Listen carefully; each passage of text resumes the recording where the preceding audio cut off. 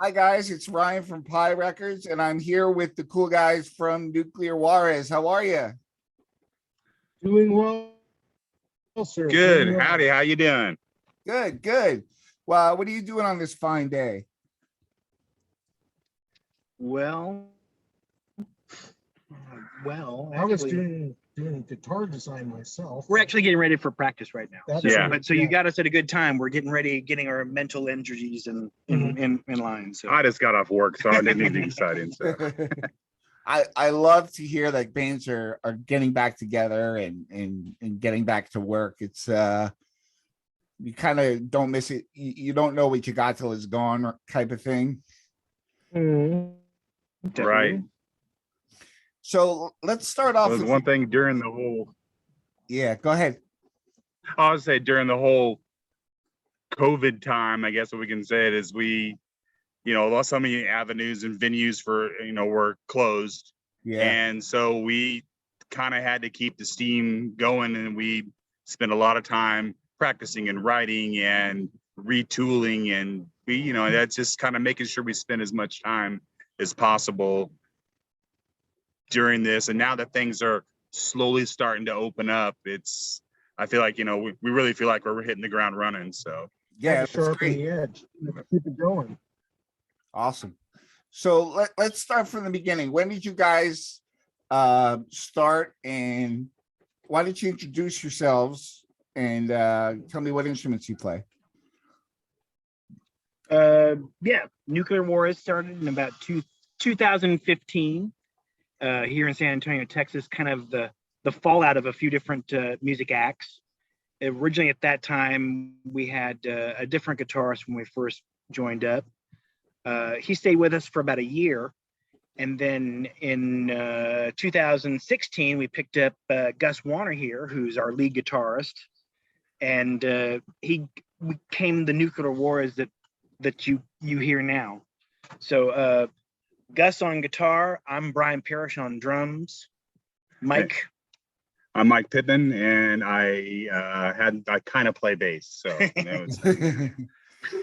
Cool. Kind of playing bass is kind of like trying to describe the Himalayas as simply a mountain range. Yeah. It's well, that's so kind of you guys. Thank you. it's really amazing. It's basically a continental crush. It's beautiful. It's good to Nice. work off of. Nice, cool. So I want to say Nuclear Juarez is kind of like a take on nuclear warheads. Okay. Well, it's got a little bit of like nuclear war. Yeah, I saw your page. A lot of times I think that a lot of instrumental bands, particularly surf bands, they fall in this taking themselves too serious kind of tradition of their sound, their imagery, how they look on stage. And it seems everyone seems to be stuck in this 60-year-old time warp.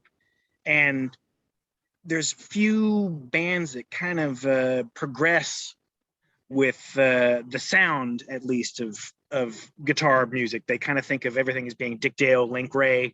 And so with us, we kind of explore kind of a little bit of a wider, you can hear definitely like Takeshi Tarachi. You can definitely hear Davey Allen. Gus is a great folk and acoustic guitarist in his own right, plays flamenco guitar. Mike plays in punk bands and all different kinds of bands since college. And so everyone in a Nuclear Juarez has this rounded sound rather than being trying to stuck in a particular box where things have to be a certain way. You can only use a certain kind of guitar. You only have to do these kind of amps. And, it's about, I don't know, something that's like following kind of more of a style of like free form art, Also, it was really hard to resist the invitation to join a band, which was really the perfect homonym. I mean, after all, when you've got Nuclear Juarez, I mean, it's like most bands are just way too effing serious. Mhm. And I remember the first time playing with these guys, just to give you my perspective of it, they really didn't give me too much of any rules, and I was able to actually kind of go into more of the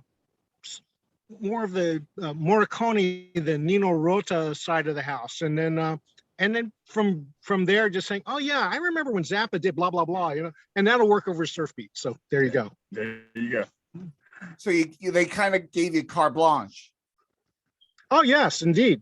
Well, that's just it. I mean, the genius of Nuclear Juarez is the fact that when we're playing, it is truly a collaborative effort.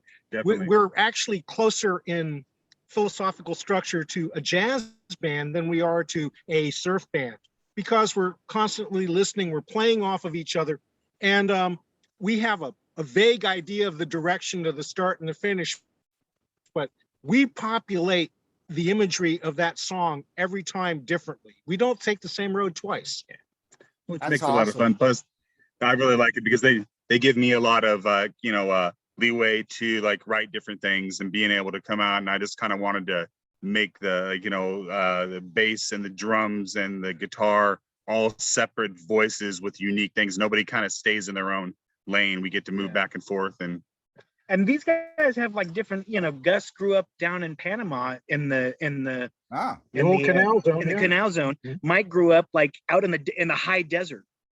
So I mean, and everyone has kind of like everyone's, since we aren't like in our 20s and good looking and all that stuff, doing this as a younger act, we're all in our 40s and 50s and all that stuff. 60s. Yeah. And so kind of doing it where your experience, your tastes all kind of get distilled and trying to do something different, not trying to copy ourselves, not trying to copy other bands. Not to say that there aren't many unique voices out there, especially in like the trad surf thing, but there are way too many and it's kind of hard to top them. So why not try something different, try different textures and different sounds and colors and all that stuff.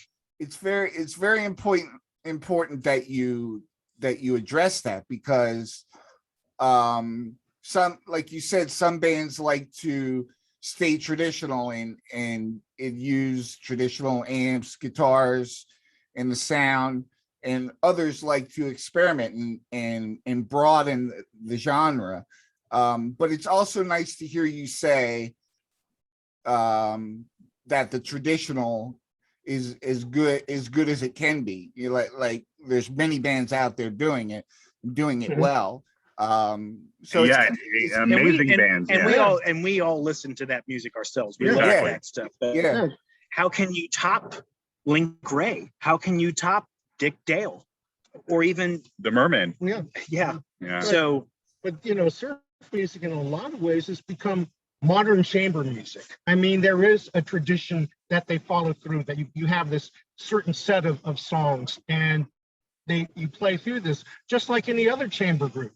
And for us, we're just trying to expand the litany. We're trying to expand the vocabulary of the music.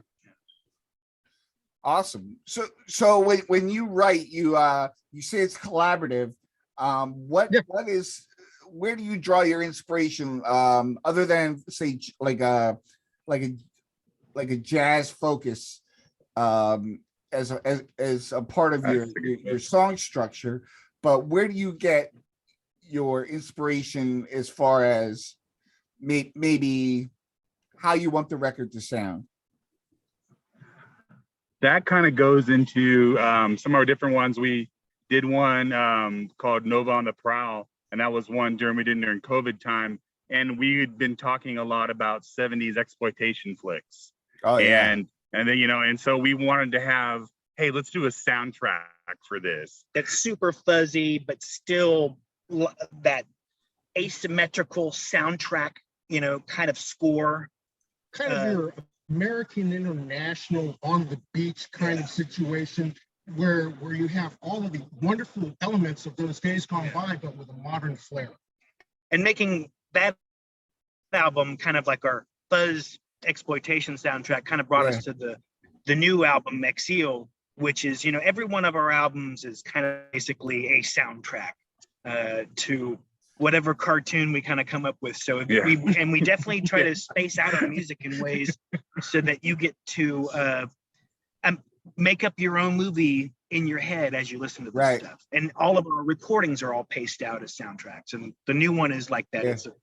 kind of a space crash disaster, castaway kind of thing. So it's interesting because a lot of people claim that the Ventures aren't a surf band because of all the fuzzy stuff they did.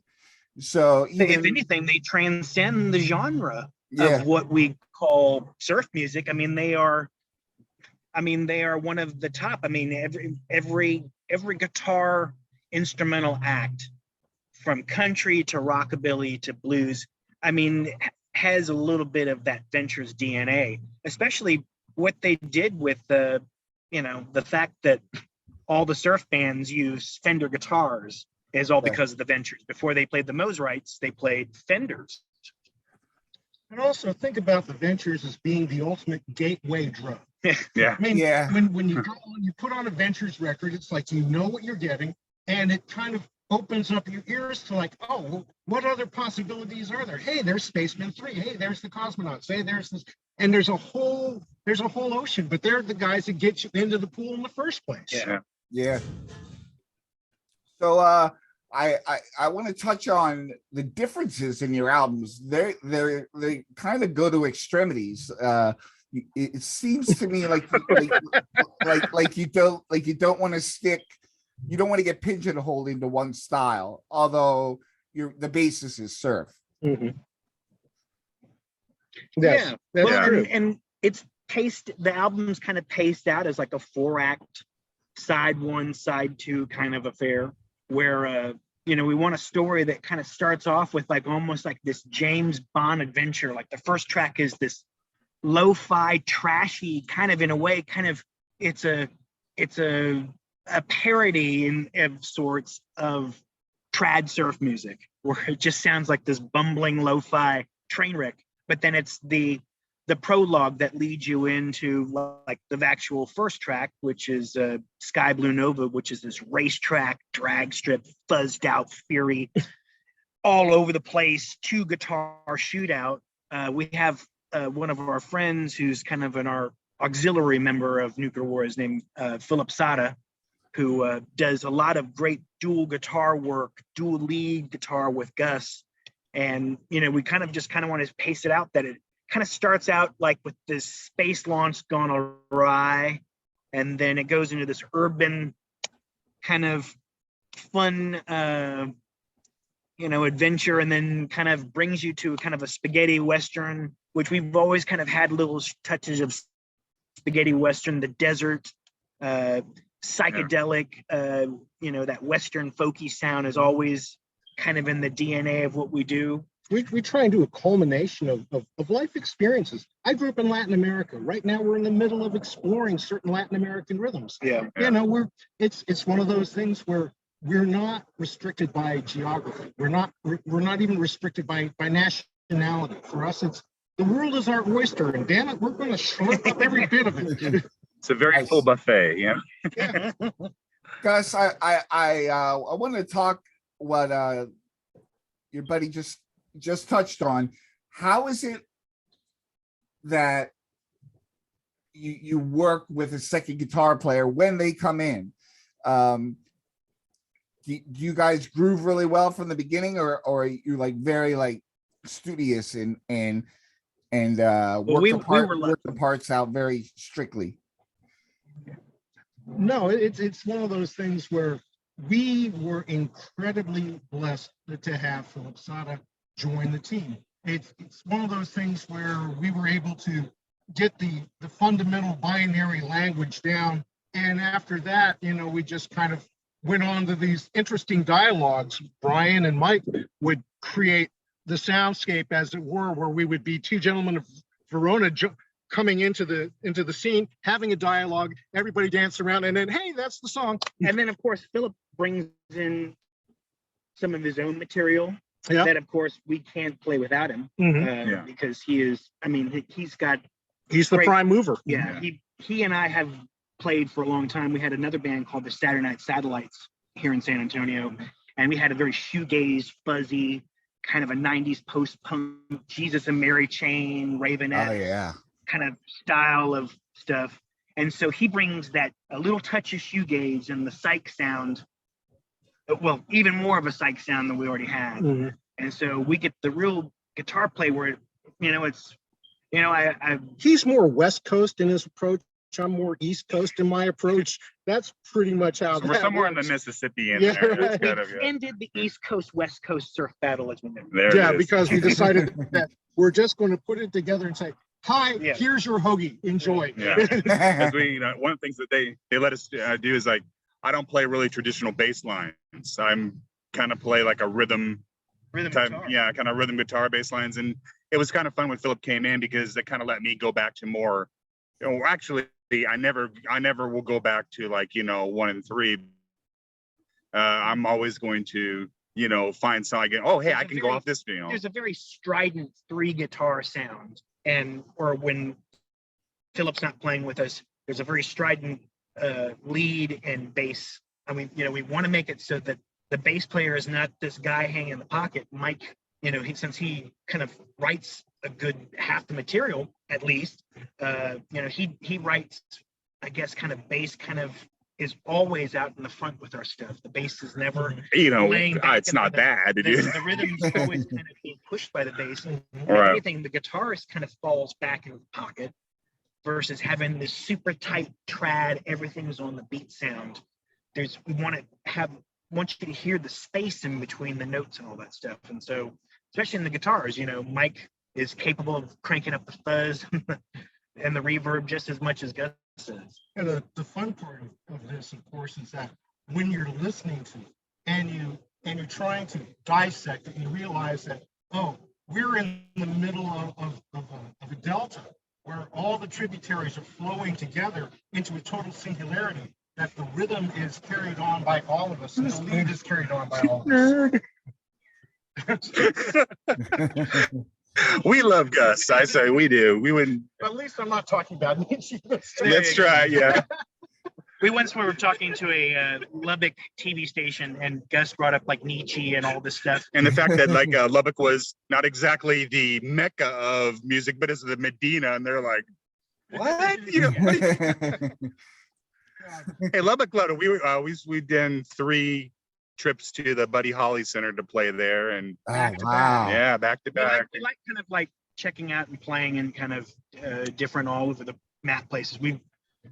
Being down here in San Antonio, playing up in Austin is of course a big draw for every band in the state, and we're lucky to play up there. But we like kind of playing gigs that are all over the place. So what was that like playing? Kind of looking forward as the world kind of opens up to getting out and doing that. What was that? What was that like playing there? Oh, in Austin? Oh, in Lubbock. Yeah. Lubbock. Oh, Lubbock. At the Buddy Holly Center. Oh, That was yeah. That was kind of a culmination of a journey for me. I mean, like when I was a kid, I was hip to Buddy Holly. I loved him, ever since I started playing guitar and back in let's just say the Nixon administration. And it was one of those things, finally getting up there and going to what I believe is like the second holiest site. I mean, if you've got Memphis, you've got to have Lubbock, because you got your Elvis, you got to have Buddy. I mean, that's all there is to it. We love playing up there, and with us having a little bit of that spaghetti Western appeal and blues, and you can definitely hear a Texas sound with us. Mhm. Or at least I hope that. I can't shake our roots. That's true. Yeah. Oh, and also one of the humorous things is that when you get that slot, you generally are given like this 2-hour or 2-set slot. We go in there like it's always like the dead of summer, so it's the March or Die tour, and we've always been able to fulfill our end of the contract. And we started out with one smaller crowd. We came back the next year, it was larger. The third year, everybody's like, all these people, hey, these people are insane. They're going to play the whole 2 hours in 100+ degree weather. Yeah. So yeah, we'll do it. We don't care. So We've been fortunate though. when you play 2 hours, that's a lot of material. Do you throw in any interesting covers within that 2 hours? Well, we've been known to. We have about 3 or 4 covers that we play on our set, but all of our stuff that we do, with the exception of maybe Besame Mucho, all of our other stuff are kind of obscure covers. We do a song that's on the album on Exil we do a cover of a Leonard Cohen tune called "The Partisan," and we kind of give it this ramped up spaghetti western. Although you can still hear a little bit of a French, that French resistance sound, and then we also do a cover of the reggae song called "Johnny Too Bad," and when we're backed into a corner sometimes and there's a PA system, we will do the "Waiting on the Man" trilogy. Which, Velvet Underground and Lou Reed is a big shadow, yeah, a big idol that we kind of draw a lot of inspiration from. Yeah. So It's really as far as like our other songs, I mean, we try to do primarily about at least 80% original material. Probably more than that. I think we're actually now to like 90-95, but what the crunch the numbers like. But when you're doing like a 2 or even like a 4-hour gig, 3-hour gigs, you have to have some stuff to kind of fill out. And that happens sometimes with some places that we play. It's like, oh, can you do a 4-hour gig? And we're like, will the same people be there in the first hour than the third hour? Because we can definitely do that. Yeah. Of course, the fun part is standing out in front of Connexes, and it's the summer Texas sun, and you're waiting on the good Thai food. But you have to play through it. Your fingers must be, until you finish. your fingers must be dying after that. Actually, it's not so much the fingers that's dying as the base of the spine. To tell you the truth. I mean, it's sort of like I'm gravitationally challenged, and so it's like I start sinking. This is why I like guitars. That's why. Well, that's something else to think about. I guess kind of interesting about Nuclear Juarez is that even though we do have some different types of guitars and instruments that amps that we like, we do a lot of our own modifications, and we build a lot of our own instruments too. We'll do sets where we'll have instruments that we built from the ground up, and it's sort of like someone else has made the amps, but we've made the guitars. And it's like, hi, how's it going? We're a lifestyle band.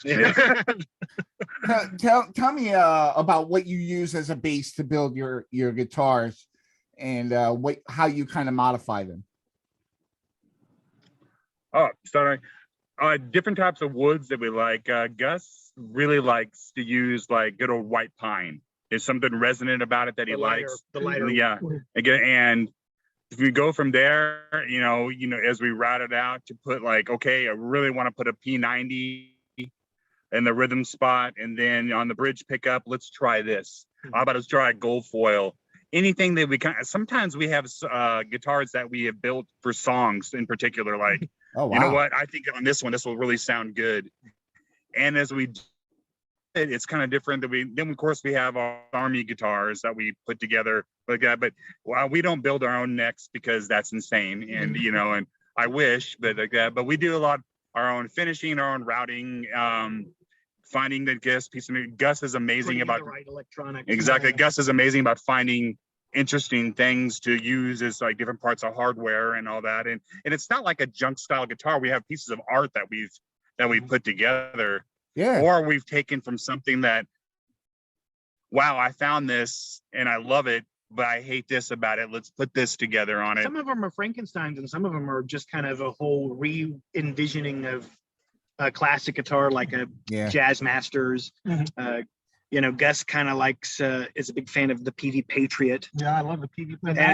And a lot of people don't like those Swamp Casters guitar. Most of the surf nerds out there would totally diss the PV Patriot. Yeah. But they have some pickups on there that when you dial in the fuzz, one of those vintage geranium fuzz, it sounds like the super authentic stuff. The Super Ferrite pickup is amazing because in a lot of ways it's that intersection of the P90 and the Charlie Christian, which for guitar nerds they'll understand that.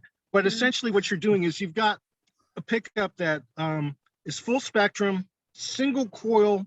It's brutal, it's brutish, but you roll it back a little bit, and all of a sudden it's like, hey, I'm going to be playing at the American Legion Tuesday night doing those jazz classics. I mean, it's got an amazing voice. But, there it is. Now they're going to be like spiking in price. But, it's not following convention, kind of going into your own, going in your own new territory with stuff. And, and these guys do this with guitars. So. But making it functional and sound good, and not just, like I said, not like I'm gonna throw this stuff together and make a, now I've been guilty of making like kind of art bases and different things that have different finishes and sparkles and different kind of stuff that I put on it, but usually it has something in line. And strangely enough, we give away most of the ones that we build anyway, so it's just kind of a, Oh, wow. I guess, friends and friends and fans. It's like, hey, we've been thinking of you. You can have the, You like that guitar? Here, take it. Yeah, Have some just- fun, yeah, Oh, it's just that's really good, cool. good karma down the road. Yeah. Pay it forward. I mean, like you can inspire somebody by playing for them. Sometimes you inspire them by giving them that nugget of gold by which they can build their own fortune. That's awesome. But he's just on top of it today. Well- Gus is the sensei of our little group, so he's the spiritual leader and leader of us all. So Well, we bow to him on many things. what I noticed very much just by talking to you is that there's a very philosophical approach you take to your music. Do you want to speak to that? Yeah, sure. What do you want to know? I mean, it's just one of those things. There's always that unanswered question. There's always that unasked question, and we just happen to find it more bumbling than anything else. I think not one thing that is great about surf music, guitar instrumental music, even guitar-based music in general, is that it's so emotive. You listen to it, it instantly takes you to a place. You could be in a smoky club in underground Paris. You could be on the west coast of California. You can be in the high Himalayas down in Peru. And, we try to make evocative guitar instrumental music and not feeling that we have to be stuck. Okay, well, we have to do a hot rod song. We've got to do the 60s arabesque Dick Dale kind of Middle Eastern thing. This is our spaghetti Western thing. These guys kind of have different kinds of streams of consciousness. Mike writes songs while he's driving out to Gus is always kind of writing stuff based on stuff that, he digs in literature, things he sees in movies. Just things I remember. I mean, like Yeah. Brian mentioned a hot rod song. We did a hot rod song recently, and which I thought was really funny because what inspired it was the causeway in Panama between the end of the Panama Canal to these outer islands, and it just this beautiful 2-lane blacktop, which was just perfect for blasting down. I mean, of course now it's all changed, but Palm trees, and palm ocean on both trees, sides, and it's just one of those things. And it's like I close my eyes and I'm back there. I just want to do that 4-kilometer run, with my Chevy running wide open. It's just that way. I mean, just a lot of it just kind of comes into. They say be here now. Well, sometimes the music will take me to a different here. Yeah. And then I'll And have to bring that now back to here. And ultimately, that's what you're trying to do at the end of the day, is take the listener someplace that's other than the place that they're standing or sitting, And that's a lot of times, I think that's what kind of steers us away, in not a bad way, but just as you said, in our kind of a philosophy is that we're not, as Brian put it so well one time, we're not a nostalgia act, and you're not going to go there and, and listen and like, oh, hey, they're going to play, they're going to play Telstar. They're going to do that. yeah, you want to challenge the listener. Exactly, as well, yeah. And I think that's the greatest compliment we've had to our live shows, that people would say, man, I could just see this picture in my head when you guys were playing. I Or even love better you. when Yeah. they say, I don't know what to describe you guys. It's like, that's the best, Yeah. to be compared to anyone else. Mhm. Yeah. Also, it's kind of nice when you're looking out there from the stage and you're looking at your peers, and your peers are looking back at you, and you're like, and you realize that they don't really. There's no animosity. It's more of a, how the hell did they do that magic trick? It's like, being Blaine or somebody. We do this prestidigitation musically. It's great. I'm sure it's equal like this, the kind of the usual, like your musician friends come to see you at a show and they're kind of, there's this thing, there's a stance, so they're kind of their head tilted over, the arms folded, like, is that a squire? Would you say that Yeah, your it's a music square, is like but don't a? look too under the hood. You know. Would you say your music is like a musician's music? Like more so writers and performers would find a lot of interest in your music. Not necessarily. There's a danger in doing a musician's music. This is why bebop killed the popularity of jazz. You can't be too complex. Don't be smarter than your audience, but take them along for the ride. Fantasia, if you were to do a frame count per minute, you would lose completely the beauty of the movie Fantasia. What we're doing here is like, yeah, we've got these really great ingredients, but at the end of the day, have the taco. Enjoy the show, man. Because this is what it is. We're doing popular music. We're just being a little bit smarter about it. Yeah. We hope. We hope. Awesome. We hope. Yeah. I mean, at the end of the day, I mean, we're a garage band that kind of plays soundtracks. And so the idea that, we kind of want to, whether you're dancing, whether you're going to a different place in your head, I think, especially with a name like Nuclear Juarez, you don't know what to expect. And we want a stage show that's kind of like that, where, well, these guys do surf, but they're not really surf, We hear that all the time. Oh God, yes. But that's a good thing. Yeah. Be yourself. As far as I like the oh, go ahead, sir. No, I was just saying that there's nothing better than somebody says, you're kind of surf. Like, well, all right, yeah. I'm kind of sane, so. We're kind of north of North Beach. Yeah. So if We you interrupt- if you each had to Go pick ahead. a soundtrack that would inspire you to write in that manner, what would it be? Well, we're big fans of Ennio Morricone. He is the master. Yeah.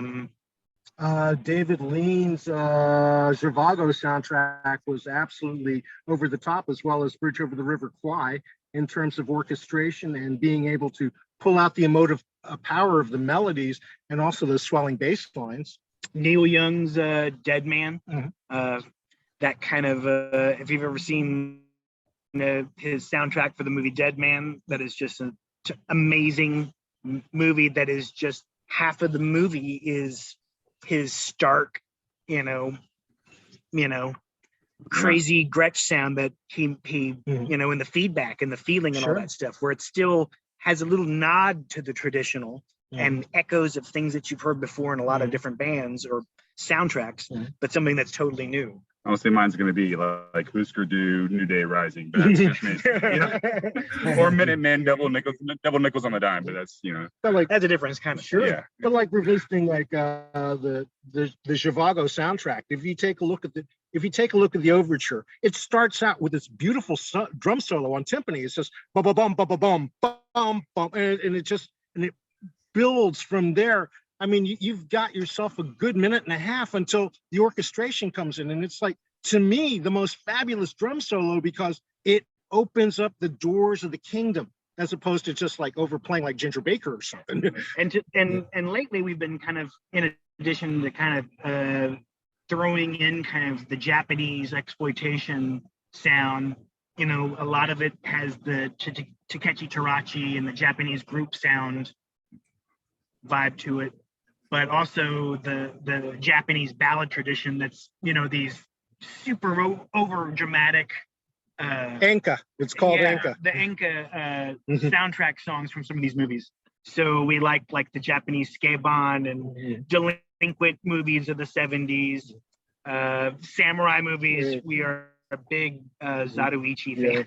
So. And the Bazooka movies are the bad motorcycle flicks from Japan, which are like absolutely over the top, weird stuff like that.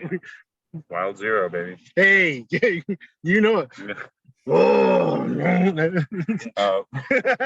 no, we will not reenact the scene. No, we from, won't. Okay. Zombie. So what kind of Chevy do you have? Well, back in the day, back in Panama, my family had a 1954 Chevy Coupe. but that was like, this is back in the 60s and 70s. Right now, I'm just your typical American suburban citizen with a 96 Ford SUV, beat up white. I call it the Razor Crust, and completely, scare people with new stuff. He's going to scratch it. Yes, no, stay away. Mine was a 71 Chevy Nova. So that was, Oh yeah. and it was He- definitely, It's his old car that was the inspiration to our previous album, which was the motorcycle crazy gang urban flick. Mhm. And so with because that's exactly how my life was growing up. well, and we it's wanted to make it sound like 1971. Yeah. And just for too much information, my favorite Chevy Nova 2 is actually still in the Pottstown area, from what I understand. So, like, just in case you see it, it's going to be a brown rust-colored thing, and it was a school teacher special. But that's where my grandma lived, and that was a great car. And I Really? missed that. I should have snagged that sucker, but I didn't. I was just too polite. Well, we are hoping to come up to Pennsylvania sometime soon. We'd like to go up and see Philadelphia and Pittsburgh, and Yeah. so maybe we'll have a chance to see it. Maybe Yeah. make an offer to. one of my good friends is at Tree Lady Studios in Pittsburgh. Garrett Haynes, been a great friend for many Did the years. mastering of our last Yeah. throughout several recordings. Yeah, he's a great guy, great ear for music, and he's been wanting us to come up and record. And we're like, oh, okay, yeah. But we have lots of stuff wide open for like one. I mean, we were set before everything shut down, as we had several shows to travel to, and one of them being going back to Toronto again, which was so much fun. Yeah, and we'll be back again. They have such a cool instro and surf scene up there, and they're all tight, and they're all the sweetest people in the world.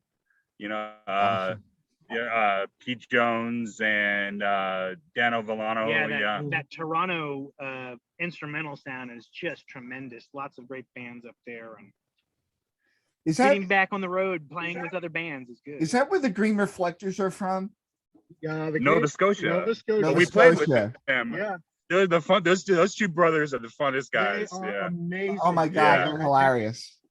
I mean, They are. Have you seen them play? No, but I have a couple of their 7-inches or one 7-inch. And no, you their have to. stage show My hat is amazing. off to them. I mean, They yeah. are definitely one of the best live bands we've seen and in in terms, the last several years. Yeah. When we saw them, these guys, have like these green and white pinstripe shirts. They kind of look like the Beach Yeah. Boys, just Yeah. clean cut yeah, kids. they look like the Pendleton kids. And then they launch into their set, and it's no mercy, no hardly any space between songs, just boom, boom, boom, heavy hitting song after another. By the end of the set, the lead guitarist, is that Kyle? Kyle. Kyle rips his shirt off, his hat off, his glasses off. He's rolling around like Iggy Pop in the audience. And this Toronto crowd, which, I mean, this is like, these guys know their rock and roll, are going crazy. And they are definitely one of the best live bands out there. And if anything, Shout out to Kyle and Aaron. Those Yeah. guys, Yeah. those are and the there's real other deal. great bands up there that we saw, like, them mean, being from Nova Scotia, but we saw like Aloha or Die Yeah. and Okay. Champions of Justice. And I mean, just that Toronto sound is alive. That Canadian surf sound is alive and well. Also about Kyle, I mean, he goes out there, he's rocking this thing on a Squire Telecaster. I mean, I was talking to him after the show, and he's like, I said, hey, how's it going? Yeah, I keep it pretty stock, except like I sweat so much that I've corroded my pots, so I had to change the pots out because Yeah, those guys just still a lot of attitude. I mean, to me, my hat is definitely off to those guys if they ever want to use anything. I mean, they're just. But there's a lot. It's exciting. There's a lot of good stuff coming out. I guess I know that they have some new vinyl coming out. The Green Reflectors do. Go all the way to the West Coast, and you have another. I don't know why we hang out with a lot of two pieces for some reason, but we have our friends the Megustas who out of Sacramento, and they're going to be. Yeah. And they have new stuff coming out. Then they'll be doing stuff on vinyl. So it's. Yeah, we kind of, I don't know if we gravitate or we stick to these left of center bands, so to speak. Kind of just little bit in the outer rim, rather than kind of be in the close in the middle where everyone's kind of doing the same sounds. You kind of latch up with bands, kind of a different take on surf music. You know, when you listen to the Green Reflectors, you hear a lot of the garage, you hear a lot of mod 60s British sounds distilled in what they do.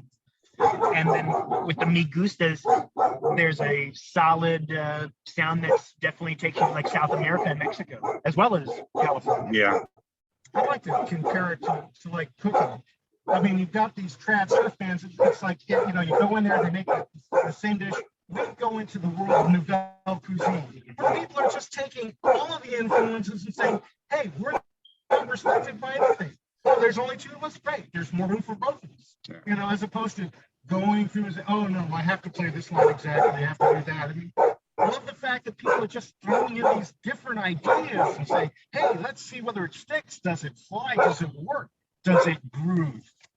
Yeah. Somebody doesn't agree with this back there. Our dog Strychnine back there does not like it. You might find this interesting. I interviewed both those bands. Oh, Okay. So That's check those out. They were really good. Kyle and Aaron were super cool to me, and to this day, they still check on me, and we talk, and they're just great guys. it's humbling to be kind of in the same orbit as some of these people who are doing this incredible stuff. I think we kind of, maybe that's the Texas in us or whatever, but there's kind of an aw shucks, like this, because I mean, I still get amazed when we get a chance to play some of these shows, and when we get a chance to travel and we go to Atlanta or, I guess, and some of the other things that are like all these doors are opening up. And I really kind of think, I mean, it's very humbling, and it's just such a, source of joy to like, wow, we get to go take the stuff that we created to go somewhere else. And it just, maybe that'll keep us from getting like Route 2 rock star. I'm hoping, that and the fact that we all still have day jobs and work. And we're not that attractive. That's So you guys put your music out yourself, or somebody helping you out? Yeah. No, we do it ourselves. We're kind of like, we're tooling around right now, doing an LLC for just for our own record label, so we can start cataloging stuff and getting things out there. But we've done it all. I mean, it's that old fashioned work ethic. Like, hey, we got a chance to go here for the weekend, so let's do a couple of shows and get the kitty up. And not being based on a label that distributes your music is no hindrance to us coming up with art, and we think of our stuff as kind of soundtrack art. So regardless if there even being gigs out there, that's not a reason to stop playing. Right. That's not a reason to stop practicing. That's not a reason to not create new music. And so that's what we've been lucky in, that we have a steady kind of a stride that we're able to get into, that we're always have new ideas. Awesome. Coming up to the surface. Right. So where can people business model things where we plow our profit back into the company? And that's the thing, because as opposed to like wasting it along the way, it's like, okay, well, we've got enough in the kitty, we can get a new drum kit, we can get studio time. This is basically, we take our effort and put it in there and just reinvest. We keep on reinvesting. We keep on rebuilding without having to like resort to Bandcamp or having to have someone else put the bill or GoFundMe. Yeah. I know we could do a GoFundMe for like bass strings. I break a lot of bass strings. He breaks flat wound bass strings. Oh. Consider that. I know. I'm pretty manly. Well, okay. So where can we feel like we're people find talking you? over you all that? We're so sorry, because No, not at all. I just wanted to know. First of all, you're not talking over me. The people are here to see you guys. They're not here for me. But I want to know where people can find your music if the listeners want to go check you out. Easiest way is on Bandcamp, bandcamp.com/Nuclear Juarez. Nuclear Juarez Bandcamp.com. I've typed it in 3,000 times. And that's a place where we have most of our stuff is free downloadable stuff. The other stuff is kind of a name your own price thing. But pretty soon, we will have an actual LP of our latest album, Exile, available. And hopefully we're talking to Otitis Records out of Corpus to do some stuff. And we know the great people over at Double Crown Records. Oh wow! And there's different kind of mail orders out there that we want to. I know there's Green Cookie out of Greece and all that stuff. We definitely want to kind of get copies of this out there. We have a 45 that you can still find that's a few years old, but still Awesome. Pretty good for Sunset Ride. Which right now it's kind of just available, a bandstand copy, but Well, we want to have this, and we do have the old-fashioned CDs. So. And also, you can find us on YouTube. We've got a couple of performances that are archived up there on YouTube. Just Spotify? just go on the Nuclear Juarez and just type that in there. And then, I don't know about Spotify, but I do know about the YouTube thing. Oh, we're on Spotify. Oh, We went through just a digital distribution thing that went through, and so I can license some of the few covers that we have, and then they have it, so they have it out, and that's like some of it's on YouTube, some of it's on. We have most of our catalog is on having an Spotify. online presence these days when our music is so niche like we are is essential, because otherwise, how else are people going to hear you if you're not going out playing shows? Well, I will have to say, both Sean Barry and Noah Drumright have very impressive roster on their labels. So you'll be in good hands if you hook up with either of those guys. Wonderful. Yeah, we have a song that's going to be on an upcoming Otitis compilation. Their big super dual record thing that they're planning for 2022. That's like massive. It's got like Satan's Pilgrims and the Tremolo Beer Cup and the Green Reflectors and the Me Gustas, and just seriously great company. Good thing, and I think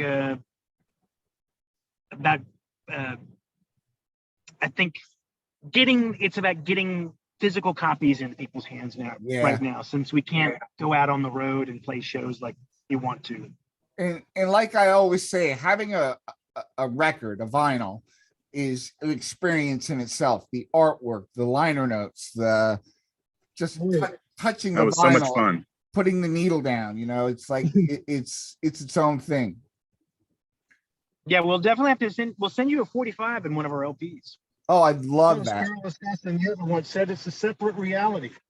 You just all of a sudden that 12 by 12 is just there. I actually brought that up at school today. I know, amazing. See, we're that simpatico thing that we work on. Yeah, I brought it up to a student. Don't read Camus. Here, go get Carlos Castaneda. You'd probably like, Teachings of Don Juan. What? Well, actually, Camus and Castaneda actually do work very well together. I mixed them when I was a high school guy. But turned out okay. Okay, well, So before we sign off, I wanted to give you a chance to mention something or add on to maybe something I didn't ask or talk about before we sign off. Okay, we talked about Nietzsche, Medina, Carlos Castaneda, Camus, the Marconi. Reno wrote that we threw him in there. Yeah, that was I will say that we love that the fact we're in Texas. There's a lot of great Texas bands out there. Of course, there's King Pelican, who's from San Antonio, Texas. They are the kings of trad. Yeah. Good guys and great musicians, and their music is cool and innovative. Up in Austin, we love this one band called A Caw. Oh yeah. And those guys like us are kind of this a sound that's just kind of different from the surf instro norm. These guys have a different take on how they even attack surf music. And I would say definitely if you like kind of a punk progressive side in your music, check those guys out. And then another great band from Austin is they're a vocal band, but the Harms. The Harms, Harms. yes, Chase. Yeah. Chase Frank, who's from Long Beach, California. Oh, those She guys. kind of has this deep ocean surfy dub sound that she kind of distills in her sound, and they're not Yeah. surf, but there's definitely that California surf inspired sound. And They're not surf, they're the ocean. Yeah. I love Chase them. Frank and the Harms, Yeah. remember them? Yeah, Yeah. They're gonna go Awesome. places. they are. Well, I want to thank you guys so much. I really enjoyed our conversation. It's wonderful to talk to bands who, not only musician types, but like I said, a philosophical viewpoint of their music, and I really enjoyed talking to you guys. You're a great bunch of guys, and I hope you get out and tour a little bit. Come up to Philadelphia. I'd love to meet you guys. No, I love to play Uh-oh. Philly. Hey, Yeah. be careful what you say. You got a big house, you know, or a backyard. That's good for us. No, you know. we definitely want to play the East Coast, get up in the Northeast, play some college towns up there, just because I think our music would kind of, I don't know, kind of appeal to like that college crowd, but at the same time, there's definitely a garage 60s, sound in there too. So Oh, what a Ninth Wave, from New York. That's when we got a chance to meet and hang out with them in Toronto. They're also a great group. They've been, those guys are some road warriors. They've been putting together for a long time. Definitely. Awesome. Well, I want to thank you guys so much, and you have a great night. thanks, Ryan. Brian, we really appreciate it. Thank you so much. Yeah, man. I respect everything that's coming out of Texas. Like Otitis. There's a lot of great punk bands down there. Oh yeah. Like the Brake Lights. They're great. Yep. Also Guillotines. who I'm interviewing next is the Mag 7. Oh, cool. Oh, wow. Brandon Leonis. Yeah, that guy. Yeah. I've been a fan of those guys. I used to be in a former life, I was a college radio DJ called the Casbah, and I have been fans of their music since the late 90s. And I know they kind of spawned off an old punk band called Hagfish. If you aren't hip to them, Oh check yeah. them out. I hung out with those guys Yeah. one time. Oh, yeah. Oh, nice. Yeah. I love, I think they have he's doing another kind of band called A Vulture's Wake. It's like his newest. Oh yeah, that's Chad kind of Price. instrument. It's a vocal band, but Yeah. but he still does his Mag 7 stuff, and I'd love to go. I think he's in Amarillo, Texas now, is where he's based out of. But yeah, I would love to catch them again. But yeah, oh yeah, Awesome, Cool, guys. You have a great night, and thank you again so much. thanks, Ryan. We appreciate it.